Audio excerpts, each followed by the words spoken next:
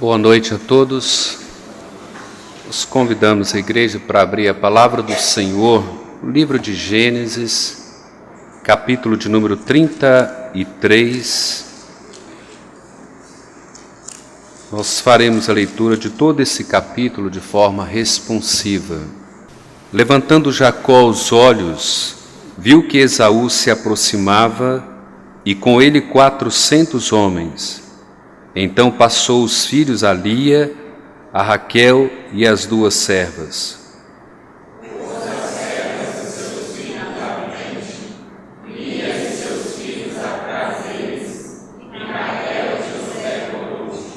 E ele mesmo, adiantando-se, prostrou-se à terra 7 vezes, até aproximar-se de seu irmão.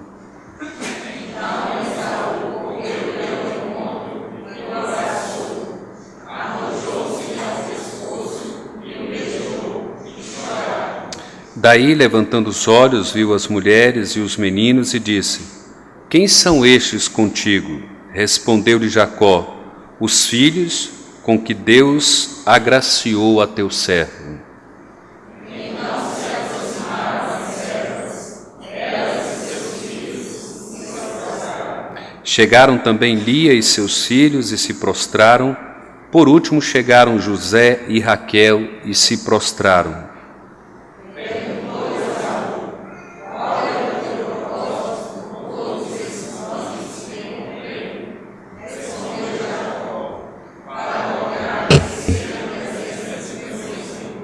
Então disse Esaú: Eu tenho muitos bens, meu irmão, guarda o que tens.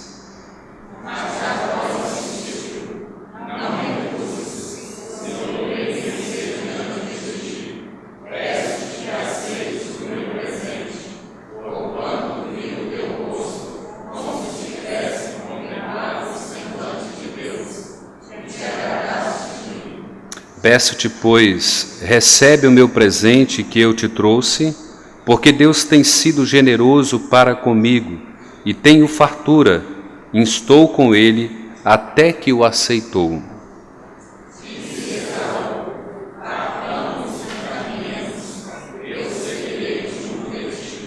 Porém Jacó lhe disse: Meu senhor, sabe que estes meninos são tenros, e tenho comigo ovelhas e vacas de leite. Se forçadas a caminhar demais um só dia, morrerão todos os rebanhos. Passe, meu senhor, adiante do seu servo. Eu seguirei em ambos pouco a pouco. No passo do gado, que não vai à frente, e no passo dos meninos, até chegar ao meu senhor e crescer. Respondeu Esaú: Então me permite que eu deixe contigo da gente que está comigo? Disse Jacó: Para quê? Basta que eu alcance mercê aos olhos de meu senhor. Assim voltou Esaú a pedir a seu filho, pelo caminho por onde viera. E Jacó partiu para Sucote e edificou para si uma casa, e fez palhoças para o seu gado, por isso o lugar se chamou Sucote.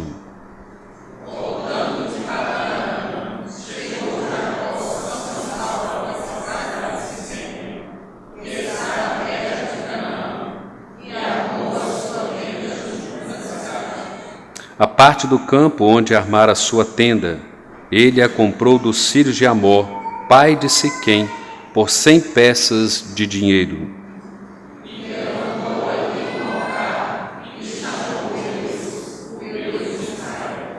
Vamos orar mais uma vez. Pai bendito, nós louvamos o teu nome nesta noite. Pai, o nosso coração se quebranta, ó Deus, diante dos cânticos que cantamos a Ti. Quando expressamos de que existe um rio, Senhor, cuja fonte é o Senhor. Águas que curam, águas que limpam.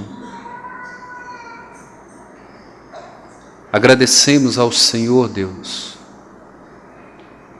porque Tu és o nosso respirar, Tu és o nosso pão. Por isso, Pai, nós tributamos a Ti toda a honra, toda a glória, toda a nossa gratidão. Permita, ó Pai, que a Tua palavra, ó Deus, seja restauradora nesta noite. Permita, ó Pai, que a Tua palavra esteja curando corações nesta noite, restaurando vidas,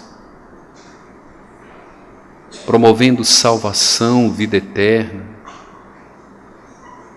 aperfeiçoando, ó Deus, a nossa fé,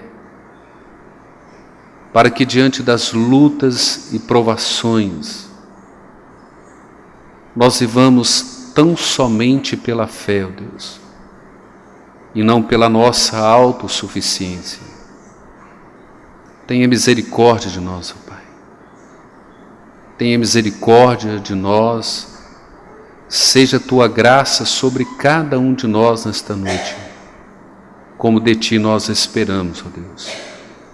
Nós imploramos a Ti, nós Te suplicamos e Te agradecemos, no nome precioso do nosso Senhor e Salvador Jesus Cristo. Amém, Senhor.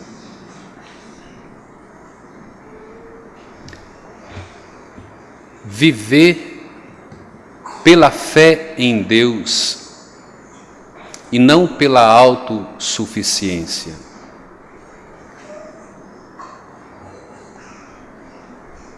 É preciso, irmãos, que Deus nos conceda graça, misericórdia, para que nós possamos entender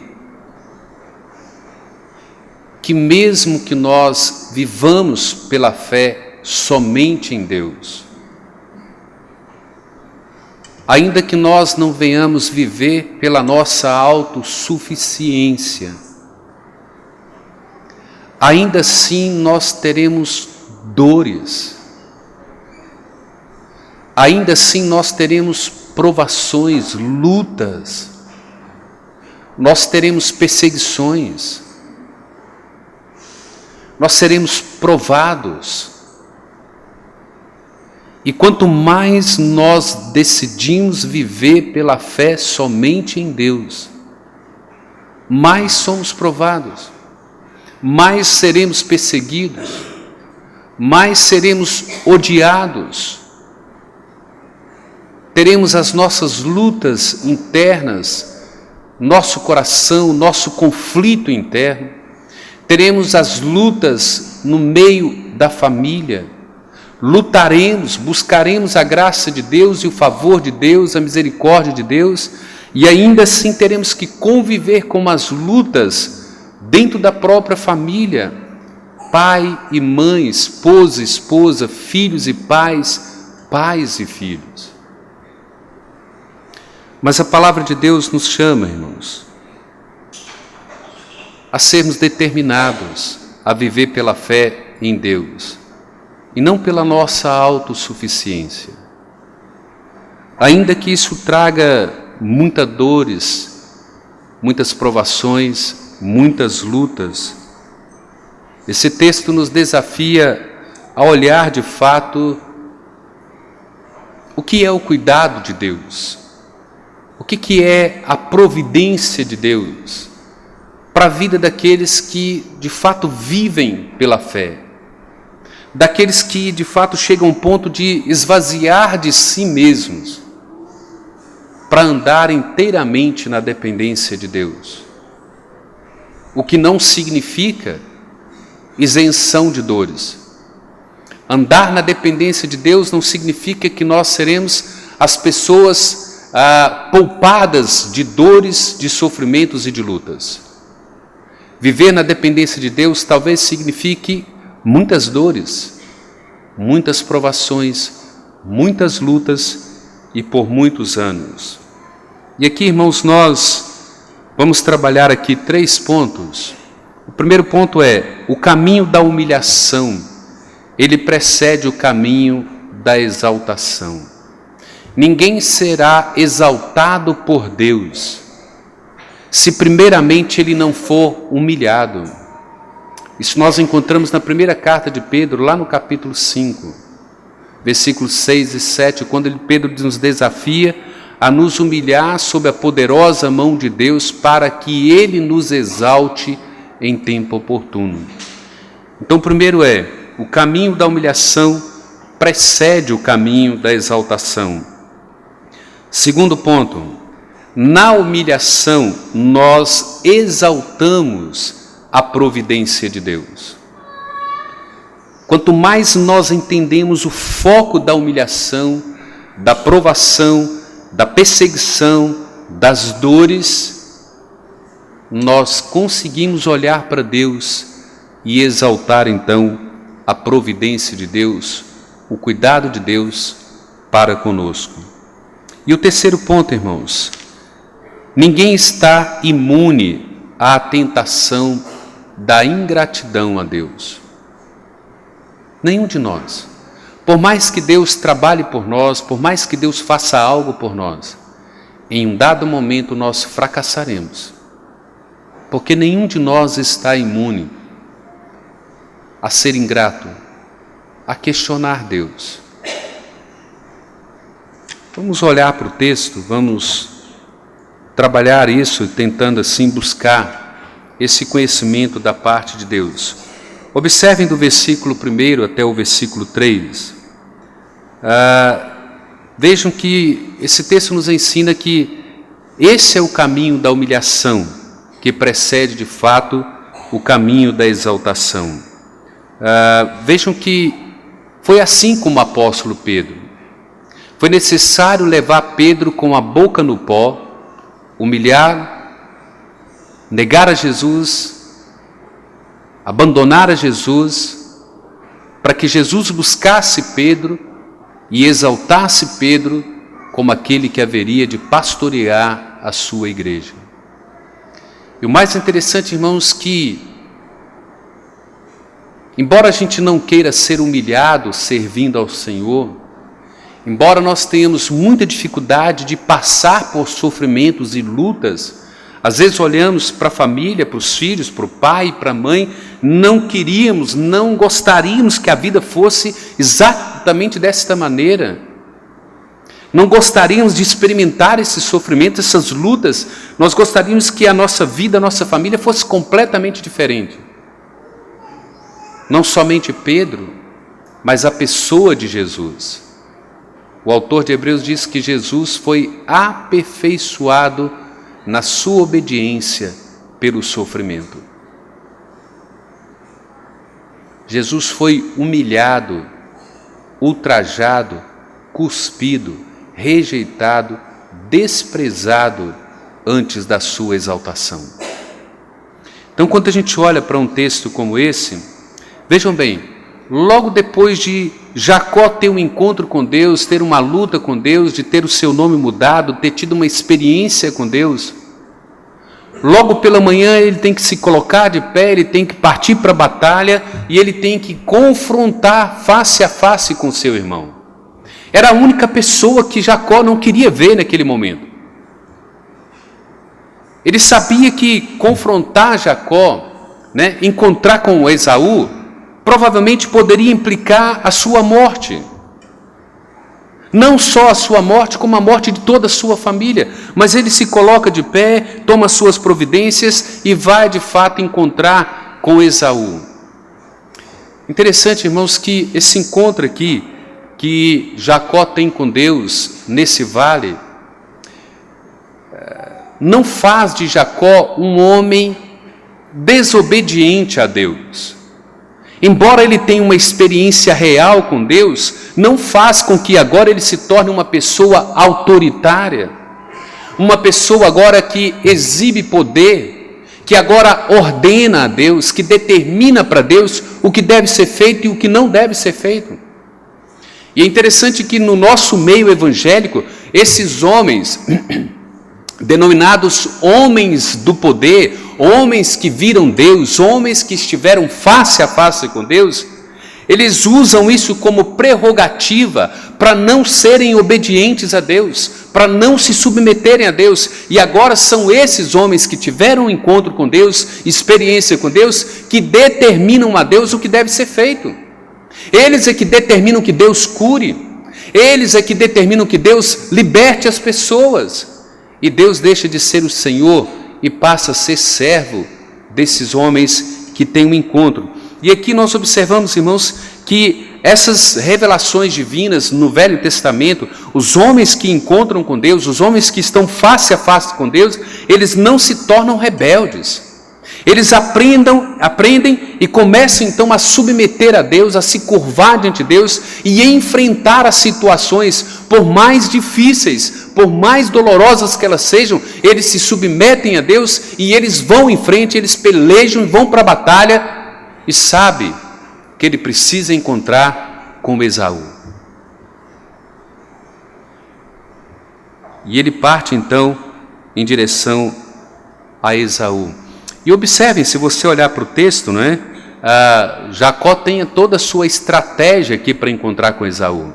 Ele pega Lia, pega os filhos, pega Raquel, pega os filhos, e ele vai colocando em ordem para depois então ele tomar uma atitude.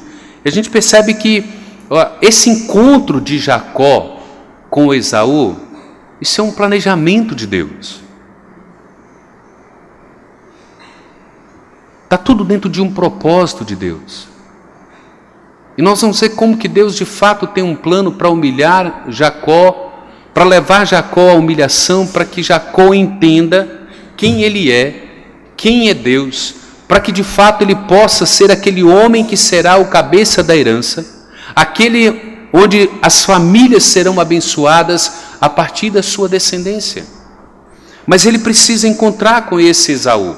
Ele precisa de fato ser quebrantado diante desse Esaú, ele precisa ser confrontado com essa situação de humilhação, ainda que ele não quisesse, ainda que ele quisesse fugir, ainda que ele quisesse passar por um atalho.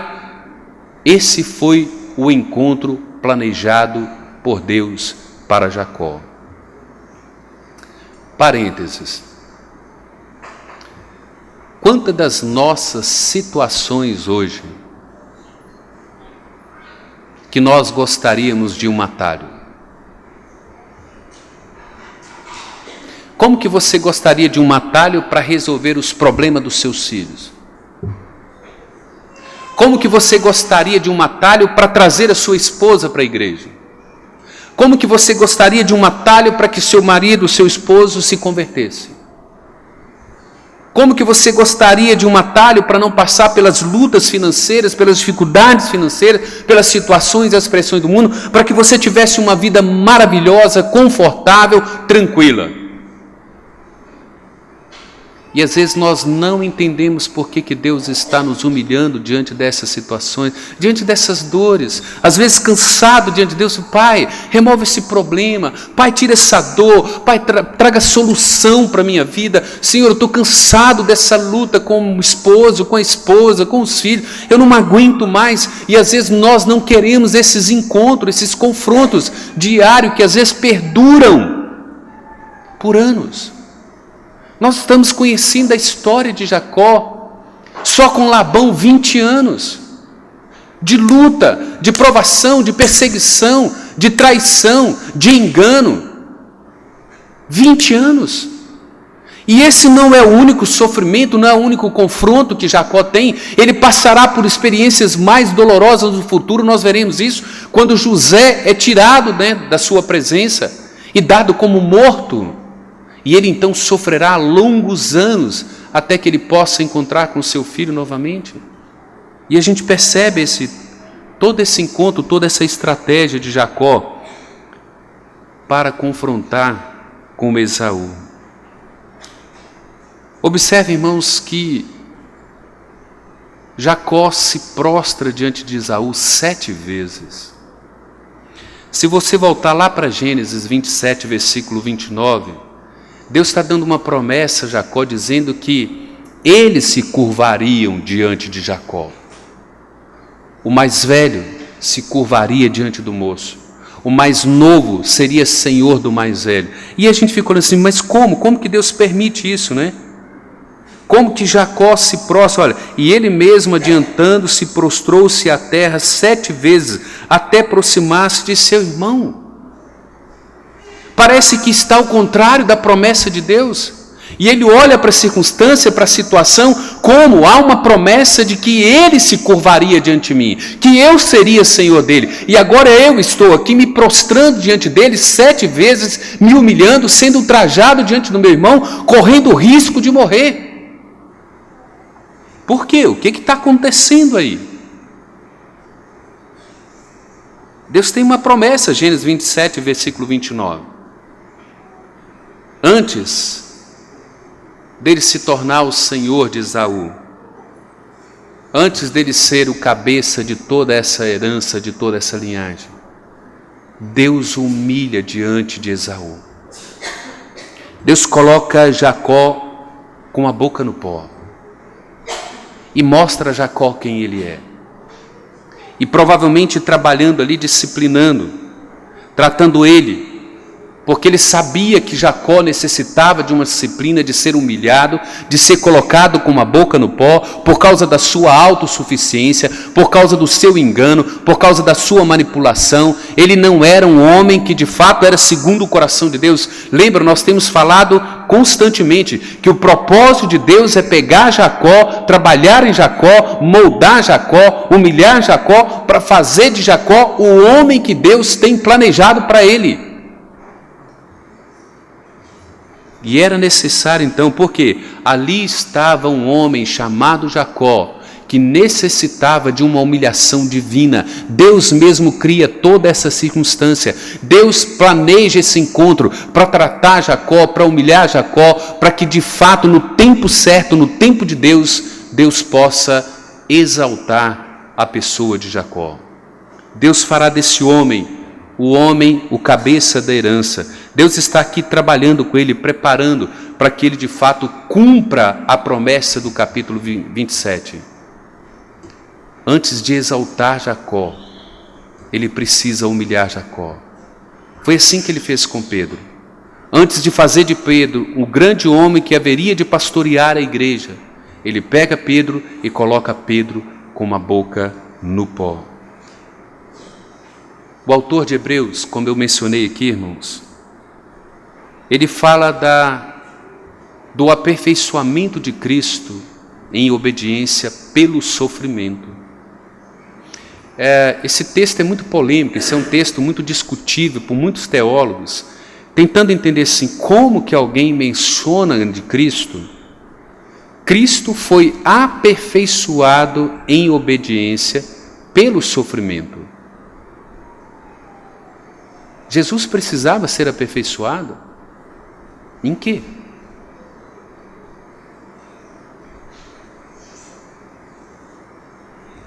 Pelo menos 2 pontos para a gente pensar aqui. Por que ele foi aperfeiçoado pelo sofrimento? Para dar evidências de que ele sofreu. Não era uma encenação. Não havia nada em Jesus que precisasse ser corrigido. Mas ele foi perseguido, ultrajado, humilhado, e ele teria que expressar obediência. Desde a sua infância, obedecer pai e mãe. Desde a sua infância, obedecer os idosos. Obedecer a lei do Senhor. Ser fiel ao Senhor em cada passo, em cada atitude. Mas ele sofria enquanto é humilhado, enquanto ultrajado, para mostrar que o sofrimento dele é real. Para mostrar a você que ele sabe o que você sofre. Ele sabe quando você sente dores. Ele sabe quando você sofre com seu esposo, com a sua esposa, com os seus pais, com os seus filhos. Ele não ignora a sua dor, ele não é indiferente à sua dor e ao seu sofrimento. Ele sabe o que é padecer, ele sabe o que é sofrer. Por isso é que ele está dizendo que ele foi aperfeiçoado na sua obediência pelo sofrimento. Ele vivenciou o sofrimento. Ele sofreu, lembram de Marcos capítulo 14, e Jesus estava à beira da morte, apavorado, angustiado. A minha alma se encontra triste, suando gotas de sangue. porque ele estava caminhando para a cruz. E a outra coisa é, ele nos ensina que sofrimento não é justificativa para a desobediência. Jesus nos ensina claramente, irmãos, que mesmo em meio ao sofrimento, nós devemos obediência a Deus. Sofrimento não é justificativa para desobedecermos a Deus. E quando nós olhamos para Filipenses capítulo 2, do versículo 5 ao 11, a gente observa que a humilhação de Cristo precede a sua exaltação. Ele foi humilhado, se tornou homem, a figura de homens, assumiu a nossa forma, em forma de seres humanos, foi obediente até a morte e morte de cruz. Mas Deus o exaltou sobremaneira e determinou que toda língua confesse que Ele é o Senhor e todo joelho se dobre diante dEle para dizer que Ele é o Senhor. Mas a humilhação precede a exaltação. Não podemos esperar, irmãos, nada diferente conosco. Deus faz isso com você e comigo porque Ele nos ama. Deus nos leva para o caminho da humilhação porque Ele nos ama. Ele fez isso com o Filho dEle. E não será diferente comigo e com você. Sempre haverá esse caminho da humilhação. Mas deixa eu dizer uma coisa a você. Talvez você esteja vivendo um momento de sofrimento na sua vida. Talvez você esteja vivendo anos e anos de humilhação na sua vida. Talvez as suas dores, as suas lutas parecem que não vão cessar. Há anos você vem sofrendo e lutando. E às vezes você não encontra resposta, não encontra solução e quem sabe nem encontra esperança. Mas eu quero dizer uma coisa para você que é bíblica. O momento da exaltação chegará na sua vida. Pode ter a certeza mais absoluta na sua vida. Todo esse sofrimento seu, toda essa luta sua, será recompensada por Deus no momento da sua exaltação. Isso é promessa de Deus. Ele te exaltará em tempo oportuno. Pode ter a certeza que todo esse sofrimento, todas essas provações que você enfrenta, todas as suas lutas que você prova na sua pele, ele escrevendo 1 Pedro capítulo 5, 6 e 7, ele diz: humilhai-vos sob a minha mão poderosa, para que em tempo oportuno eu te exalte e você encontre socorro. Você pode ter certeza disso. Pode durar 1 ano, 2 anos, 10 anos, 20 anos. A sua luta e o seu sofrimento, a sua humilhação pode ser por longos anos. Mas uma coisa é certa. No tempo oportuno, no tempo de Deus, na hora de Deus, Ele diz assim: eu te exaltarei e eu direi a ti, bendito servo fiel, eu te colocarei no meu trono diante de mim, diante do meu altar, e eu vou te recompensar. Pode ter a certeza disso. Isso é promessa de Deus. Então não importa o tamanho da sua humilhação, lembre-se disso. No tempo oportuno, Deus te trará paz, consolo e galardão e exultação na sua vida. Ele há de te honrar. Segundo ponto, na humilhação nós exaltamos a providência de Deus. Versículo 4 até o versículo 11. Vejam que Esaú correu-lhe ao encontro e o abraçou, arrojou-lhe ao pescoço e beijou e choraram. E aí começa todo esse diálogo, de Esaú e Jacó. Para que isso? Por que você faz isso? Por que você está me dando isso? E Jacó vai explicando para Esaú o que está acontecendo. Vejam bem, Esaú se apresenta aqui, parece que é um cara mais legal do mundo, né? A hora que ele vê Jacó, ele parte e encontra Jacó e pula no pescoço de Jacó e começa a abraçar Jacó e beijar Jacó, e parece que são irmãos amáveis há tantos anos, com muita saudade, e se regozijam. O que Jacó esperava de Esaú? Ira, indignação, morte. Ele está amedrontado, vou encontrar com meu irmão, e a razão pela qual ele está enviando os presentes, a razão pela qual ele está se prostrando, ele está dizendo, eu não quero morrer, eu não quero afrontar meu irmão, mas de repente, do nada, esse irmão chega e o olha e o vê, e o abraça, e o beija, e joga lá no seu pescoço. O que é isso? Jacó começa a reconhecer a bondosa providência de Deus na sua vida. Jacó começa a ver umas coisas que ele não entende. Ele não começa a entender essas coisas, fala assim, meu Deus, o que está acontecendo? Observem que a atitude de Esaú é a manifestação da graça de Deus, é a bondade de Deus. Em momento algum, Jacó esperava isso de Esaú. E é interessante que a gente observa aqui, irmãos, que Deus, na sua bondade, na sua graça, na sua providência, Ele manifesta a graça no coração do ímpio. Ele quebranta o coração de ímpio. Ele faz com que o ímpio se recue. Olha a graça comum de Deus na vida de Esaú.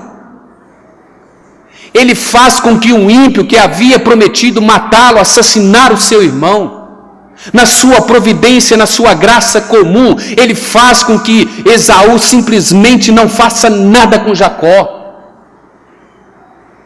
Então, em meio ao seu sofrimento, em meio à sua luta, em meio às adversidades, parece que está tudo contrário, parece que você nada contra a correnteza, parece que todo mundo é mais forte do que você. Mas você não pode esquecer que Deus é quem promove todas essas coisas, e que é Ele que está no controle dessas coisas. Ele continua aqui. Esaú demonstra aqui essa bondade, essa graça com Jacó, mas ele não podia esquecer que Deus julga o coração. Deus é que sonda o coração do homem, não é? Por mais que ele estivesse aqui fazendo essas coisas, Jacó agora começa a perceber que na sua humilhação ele vai conseguindo perceber a providência de Deus, a bondade de Deus, o cuidado de Deus para com ele, quando tudo parece impossível, quando tudo parece contrário para com ele. Observem no versículo 8, ele diz assim, perguntou Esaú, qual é o teu propósito com todos esses bandos que encontrei?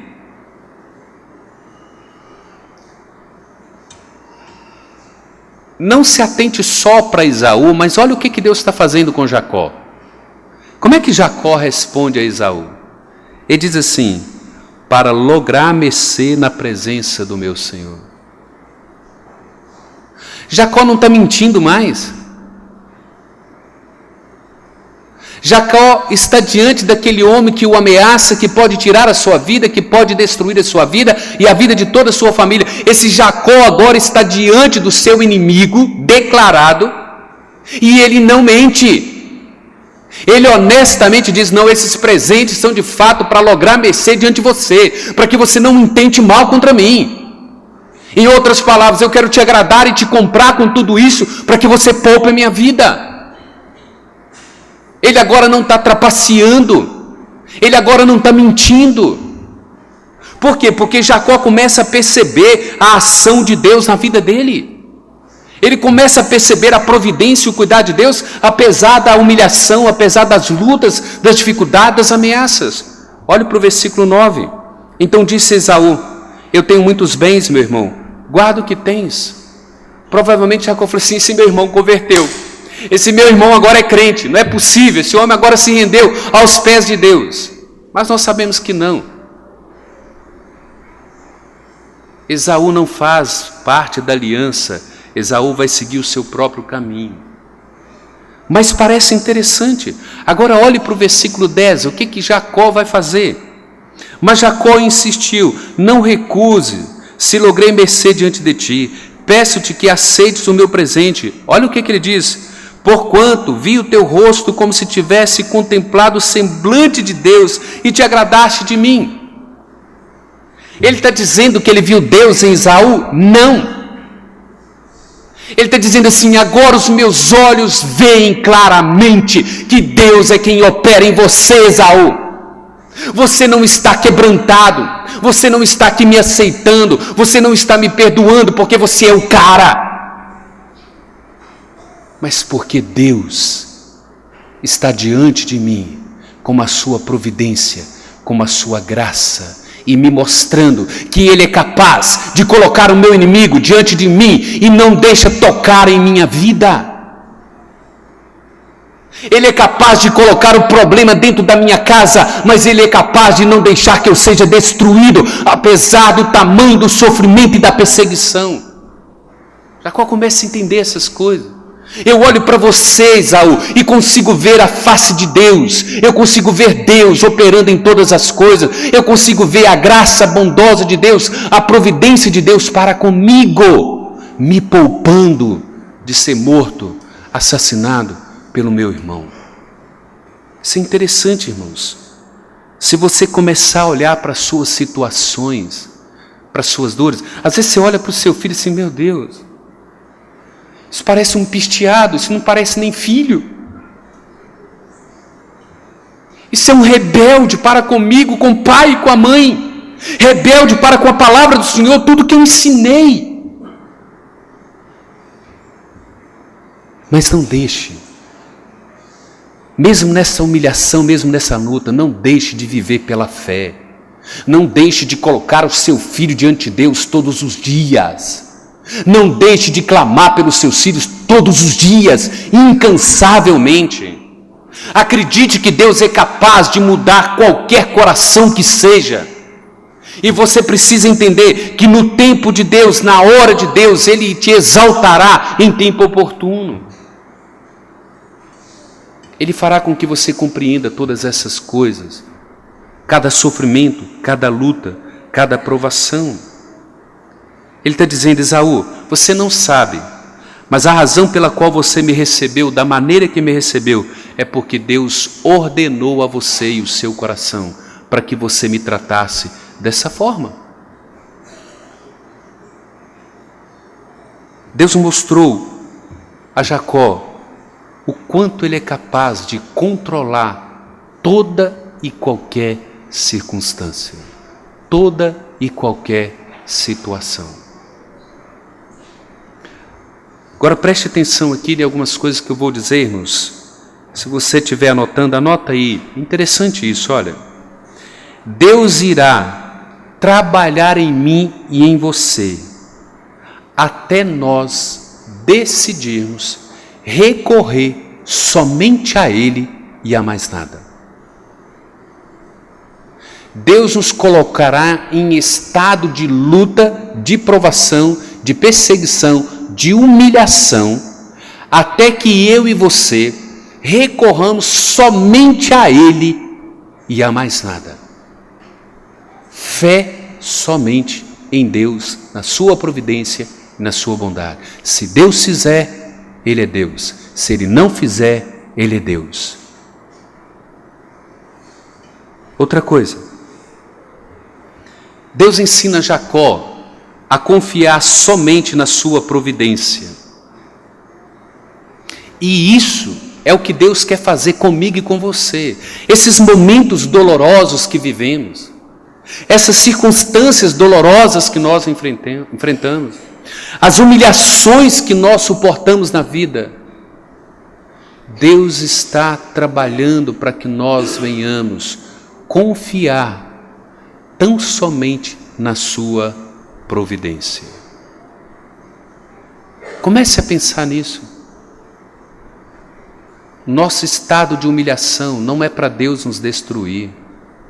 As nossas lutas e as nossas dores não são para Deus nos destruir, mas para nos moldar, para nos lapidar, para que a gente chegue à maturidade como Ele está levando Jacó, para que a nossa confiança seja tão somente na providência dEle, e não na nossa autossuficiência, não na nossa estratégia, não nos nossos recursos, mas unicamente e tão somente no próprio Deus.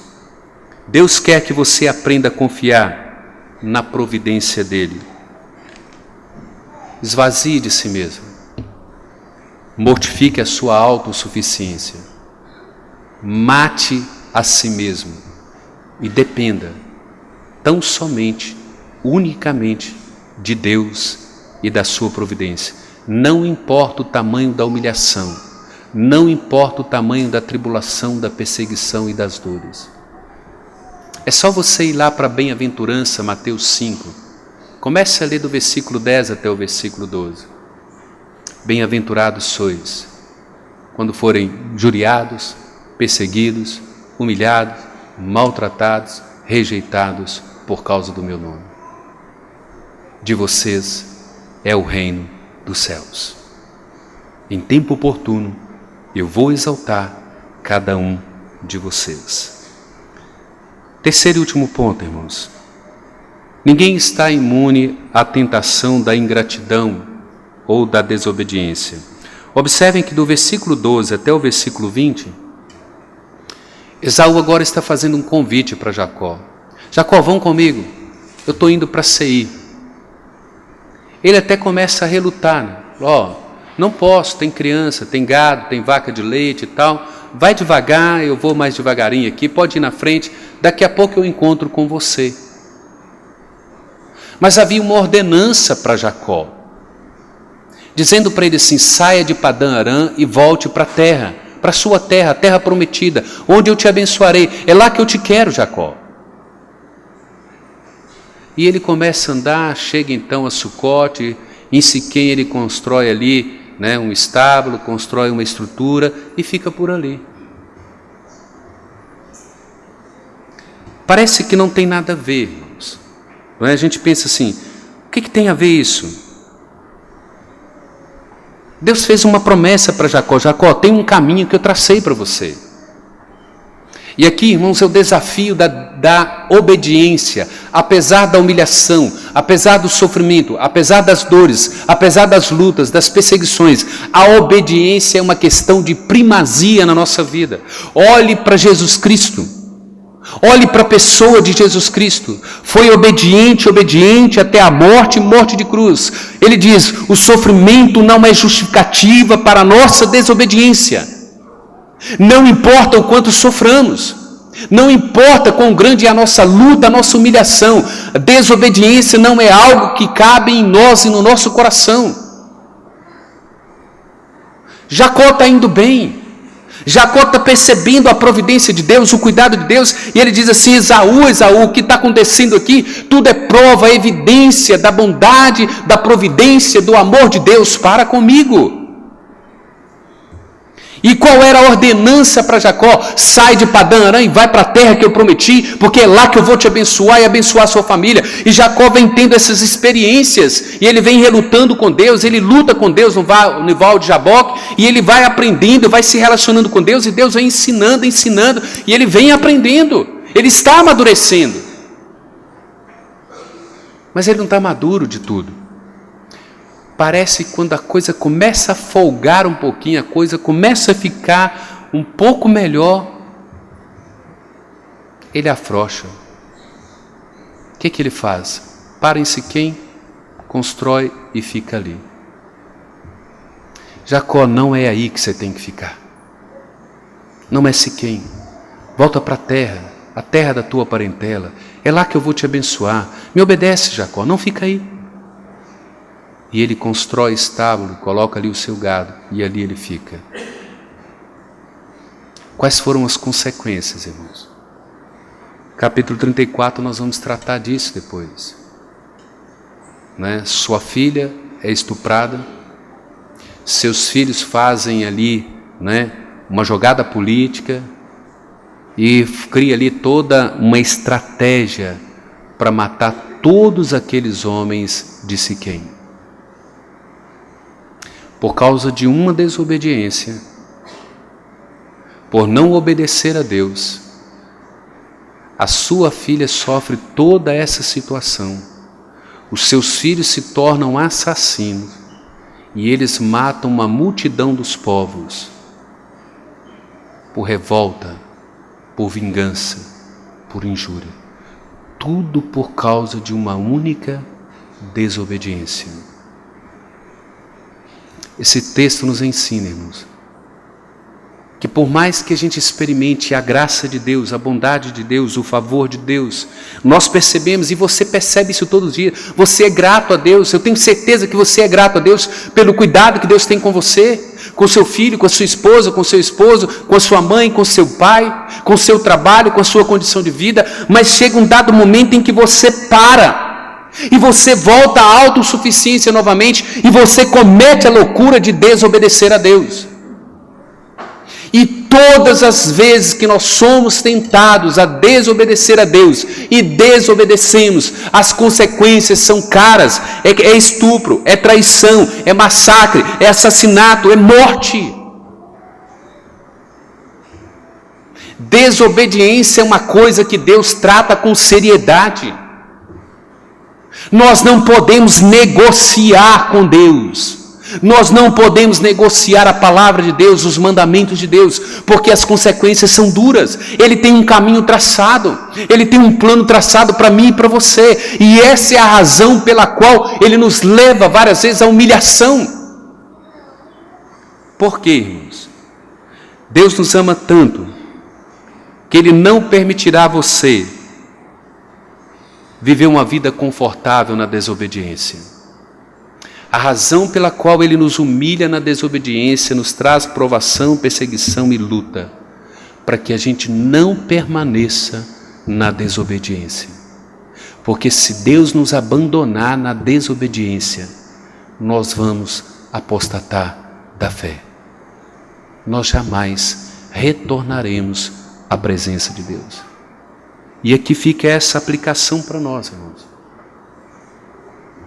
Quer ganhar sua esposa para Cristo? Quer ganhar o seu esposo para Cristo? Quer ganhar os seus pais? Quer ganhar os seus filhos? Não desobedeça a Deus. Não desobedeça a Deus. Não negocie a palavra de Deus.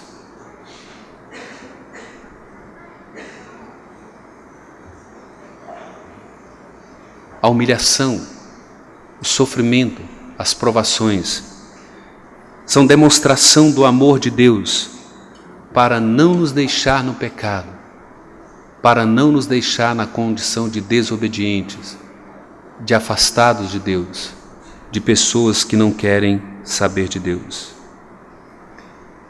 Quando estamos aquém da desobediência ou da obediência, Deus nos disciplina, irmãos, até que a gente saia da desobediência.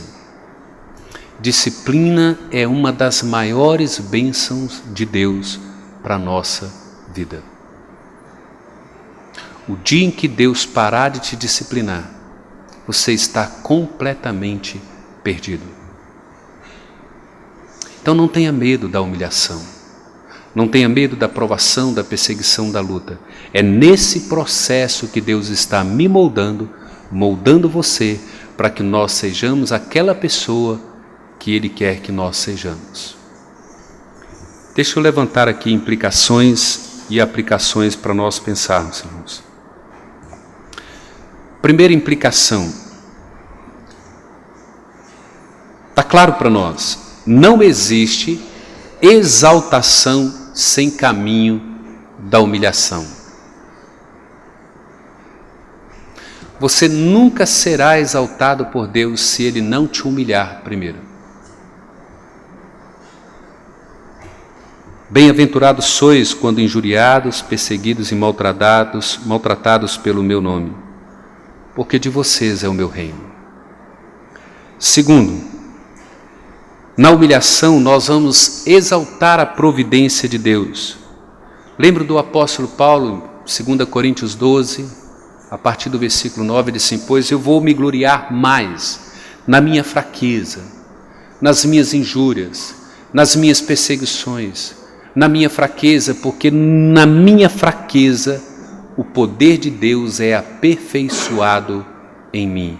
E aqui então eu vou tributar a Deus toda a honra e toda a glória. Terceira implicação: Deus usará a disciplina, adversidades, tribulações, até que Ele nos remova da desobediência e nos leve a confiar e a recorrer somente a Ele e a sua providência. Então veja bem, cada tribulação, cada perseguição, cada humilhação, cada luta são ferramentas de Deus para Ele nos conduzir da desobediência para a fé, confiança somente em Deus e na sua providência.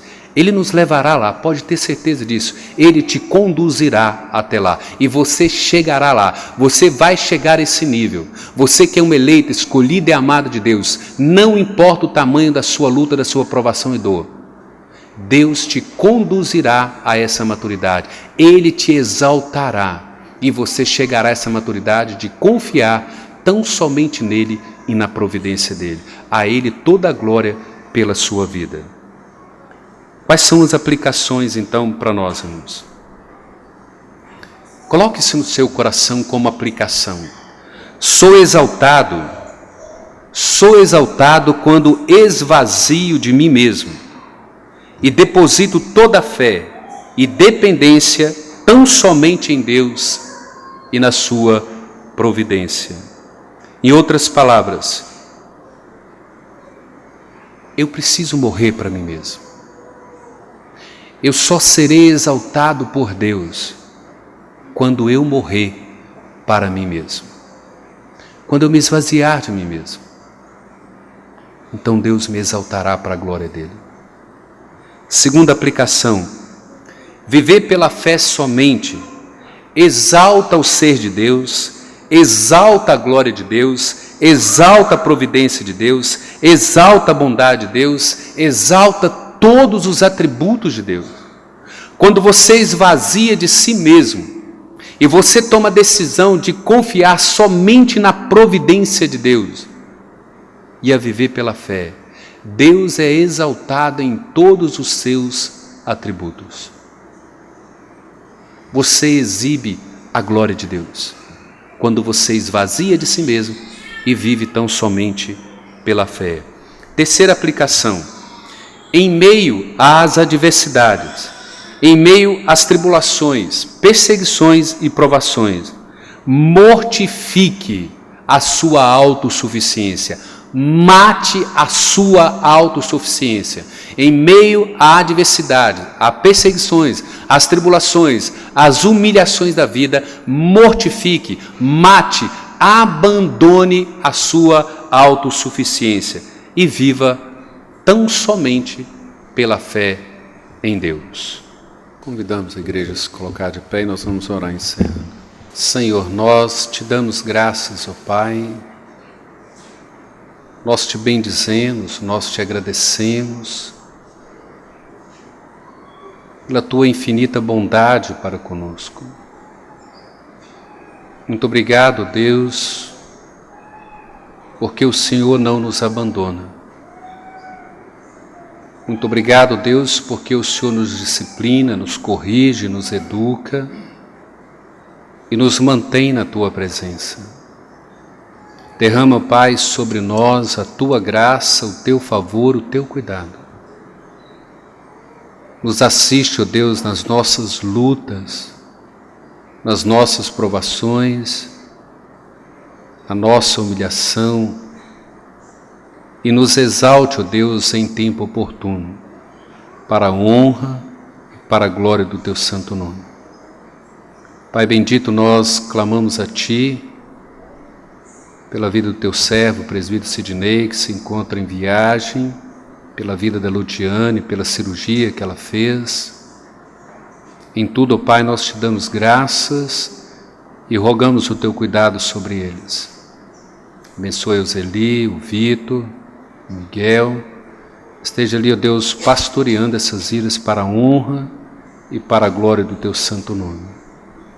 Derrama sobre nós, ó Deus, o Teu favor no decorrer desta semana, cuidando de cada um de nós, suprindo as nossas necessidades. Nós rogamos ao Senhor e nós Te agradecemos, no nome do Senhor Jesus. Amém, Pai.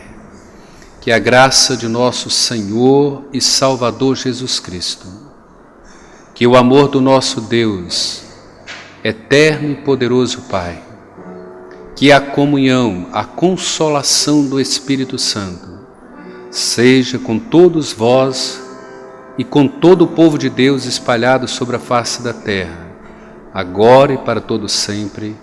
Amém, Senhor.